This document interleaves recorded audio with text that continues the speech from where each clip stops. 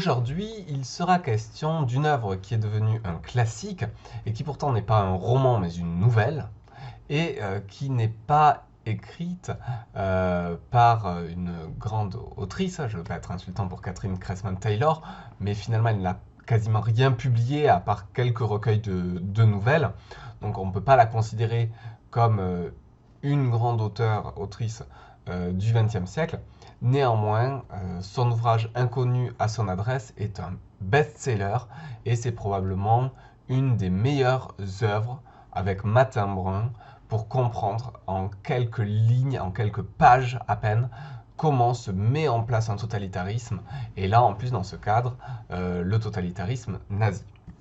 Alors, comme je vous l'ai dit, cette œuvre est une classique puisqu'elle a été publiée en 1938. On est alors en plein nazisme en Allemagne, mais la Seconde Guerre mondiale n'a pas encore été déclenchée et beaucoup se leurrent encore sur finalement la réalité du régime mis en place par Hitler. Les Français, les Britanniques, dans leur majorité, pensent encore que l'on peut négocier avec Hitler, que l'on peut trouver des arrangements avec le nazisme. La suite leur a prouvé que non. Si vous voyez ces élections, vous voyez qu'en 1938, le parti nazi est le seul parti quasiment en Allemagne. Les autres partis ont disparu. Alors, à partir de 1933, c'est le parti communiste, puis finalement tous les autres partis qui disparaissent. Et il y a un monopole du parti nazi sur la vie politique allemande. Alors pourquoi je vous disais à cette époque-là, en 1938, beaucoup pensent que l'on peut encore négocier avec Hitler? Eh bien parce que 1938, c'est l'année des accords de Munich. Là où les Français, les Britanniques se réunissent avec les Italiens et les Allemands et décident finalement de donner, on va dire, la moitié de la République tchèque à Hitler pour sauver la paix. Voilà, la paix est sauvée. Donc c'est un peu un paradoxe. Nous sommes le 30 septembre 1938. Le Figaro titre « La paix est sauvée ». Un an plus tard, se déclenchait la Seconde Guerre mondiale. Bon, c'est pas la première fois que le Figaro a écrit n'importe quoi. Ce ne fut pas la dernière non plus, hélas. Alors, pourquoi du coup c'est intéressant de revenir sur ça? Eh bien, parce que 1938, c'est l'année des accords de Munich, mais c'est aussi l'année de la Nuit de Cristal, un gigantesque pogrom anti-juif où synagogues, magasins juifs sont brûlés en Allemagne, des milliers de juifs sont tués, des dizaines de milliers sont déportés en camp de concentration, la communauté juive doit payer une amende, et là, effectivement, on peut dire qu'avec ce point-là, l'antisémitisme en Allemagne devient une évidence, véritablement une évidence pour le monde entier, alors que, comme je vous l'ai dit, encore beaucoup de gens pensent que l'on peut négocier avec Hitler et que l'on peut négocier avec les nazis. Alors, la particularité de cette œuvre Inconnue à cette adresse, c'est qu'il s'agit d'un roman épistolaire. Un roman épistolaire, c'est-à-dire un roman où on s'échange des lettres. Ce n'est qu'un échange de lettres. Alors c'est un genre, ça, très répandu au XVIIIe siècle, à l'époque des Lumières. 3 exemples, les lettres persanes de Montesquieu, Julie ou la nouvelle Héloïse de Jean-Jacques Rousseau, ou mon préféré, Les liaisons dangereuses de Choderlos de Laclos. Alors la particularité des liaisons dangereuses, c'est que c'est de l'épistolaire, mais c'est surtout de l'érotique, hein, de l'érotique assez corsé, on va dire, mais qui est néanmoins, selon moi, de point de vue complètement subjectif, Les liaisons dangereuses sont le plus grand roman épistolaire de tous les temps. C'est vraiment, il y a un suspense, c'est le temps, voilà. Je pense que je ferai aussi un format consacré aux liaisons dangereuses parce qu'il y aurait beaucoup à dire. Alors quoi qu'il en soit, revenons en nos moutons. Que se passe-t-il finalement dans Inconnu à cette adresse? Eh bien, c'est 2 amis, 40 ans chacun, qui discutent. Martin Schulz, père de famille, et Max Eisenstein, juif célibataire. Alors les deux vivent à San Francisco, sauf qu'en 1932, Martin Schulz rentre en Allemagne.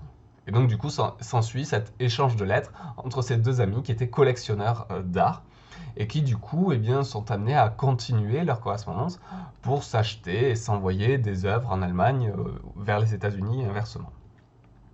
Et petit à petit, on observe que Martin Schulz se laisse séduire par le nazisme et que son ami Max Eisenstein ne le reconnaît plus. Il ne reconnaît plus, on sent petit à petit cet antisémitisme qui devient de plus en plus fort. Et on voit chose assez remarquable, mais finalement, en quoi ce nazisme s'est appuyé quand même sur une adhésion d'une large part de la population.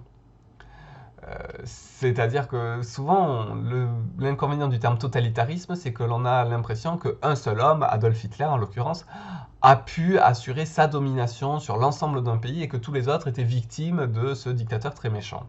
Or, si le nazisme a pu durer près de 12 ans en Allemagne, c'est qu'il y avait un réel soutien d'une part importante de la population, dont ce fameux Martin Schulz, qui petit à petit finalement même explique dans ses lettres qu'il prend des responsabilités, il justifie le nazisme comme une idéologie qui redonne sa grandeur à l'Allemagne, qui leur permet de relever la tête après les humiliations du traité de Versailles, etc. etc.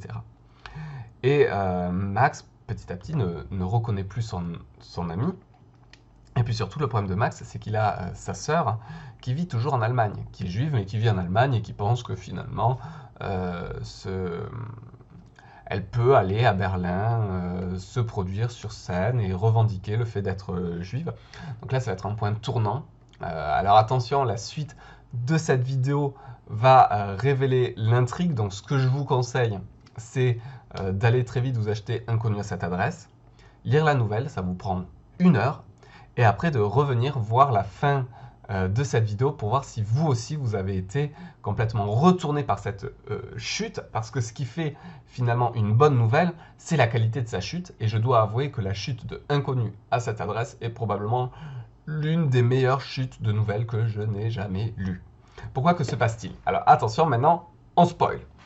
Eh bien, la sœur de Max est finalement poursuivie par les autorités allemandes et se réfugie chez Martin Schulz, cet Allemand devenu nazi, mais avec qui elle avait entretenu des rapports amicaux, voire amoureux, au temps de leur jeunesse.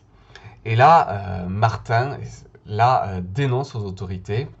Il explique à Max qu'il n'avait pas eu le choix, que de toute façon, cette idiote le mettait lui en danger, ainsi que sa famille, etc. etc.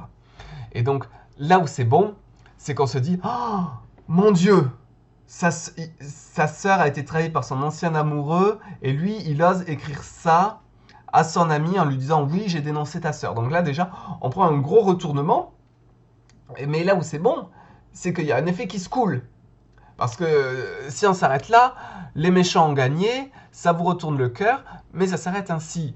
Et ce qui fait la bonne nouvelle, c'est qu'il y a un retournement dans le retournement, et qui est la vengeance du faible. Et c'est là où ça génère une empathie puissance 1000, c'est-à-dire que finalement, qui sort victorieux en quelque sorte de cette nouvelle, et bien on va voir, c'est plutôt ce Max Eisenstein.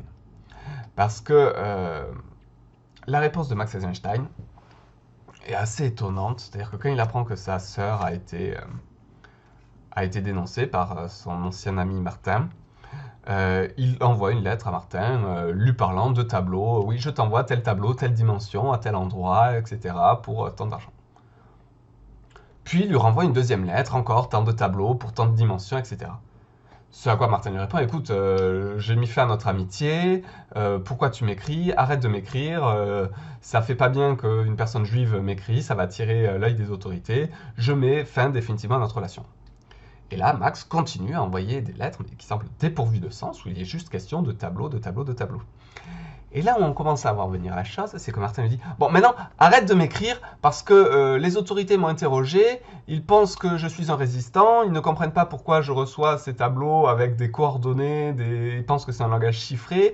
Arrête, tu es en train de m'attirer vraiment de gros problèmes. » Sauf que là, Max continue, jusqu'à avoir comme réponse « Cette lettre n'a pas pu trouver son destinataire, il est inconnu à cette adresse. » Et donc là, on devine que Martin Schulz, nazi, qui avait dénoncé la sœur de Max, eh bien, à cause des lettres que Max lui a envoyées, en faisant croire qu'il utilisait un message codé, a été suspecté de résistance, de sabotage, et du coup, il a probablement été arrêté et éliminé par les nazis. Et donc, c'est là où je trouve cette lettre extraordinairement puissante, c'est que finalement, on ne comprend pas le plan de Max. C'est-à-dire que pendant tout le début de la nouvelle, on se dit mais pourquoi il va être ami avec Martin qui le prend de haut, qui l'humilie. On se dit pourquoi il continue à lui écrire après ce que en plus Martin a fait à sa sœur. Et en fait, on comprend qu'il y a eu un basculement dans l'esprit de Max, qui est qu'à partir du moment où sa sœur a été dénoncée par Martin, il veut la fin de Martin. Il veut l'anéantir. Et comment l'anéantir alors qu'il habite à l'autre bout du monde, qu'il est juif?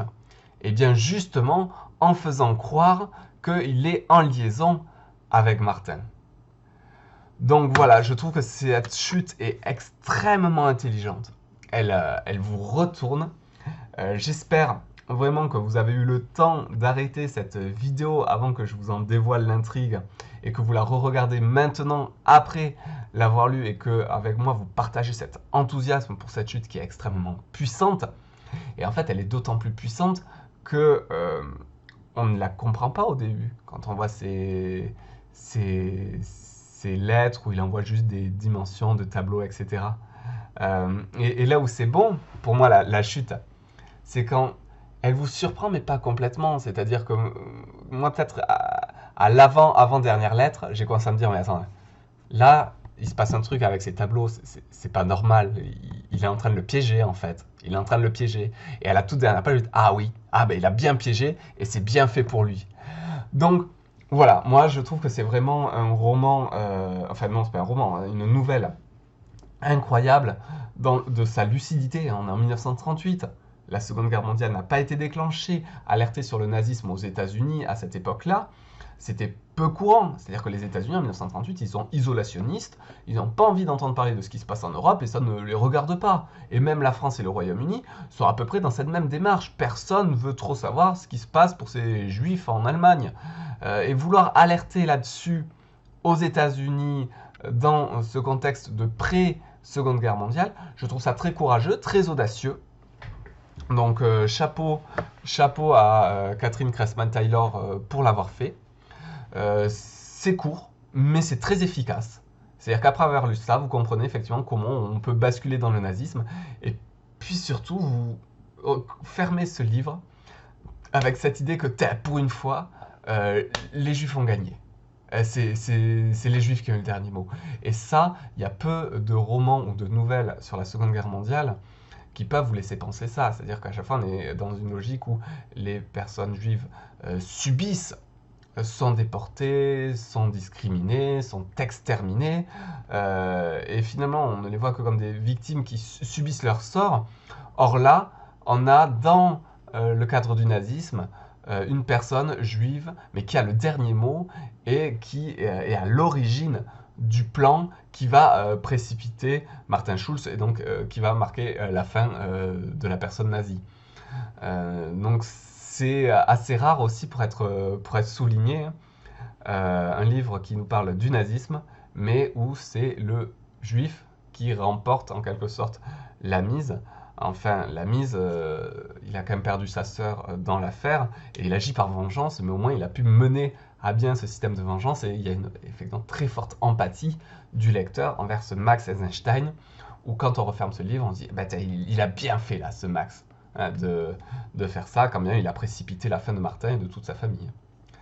Donc sur ce, vraiment, je vous en prie, lisez Inconnu à cette adresse ou relisez-le ou conseillez-le à vos amis, à votre famille.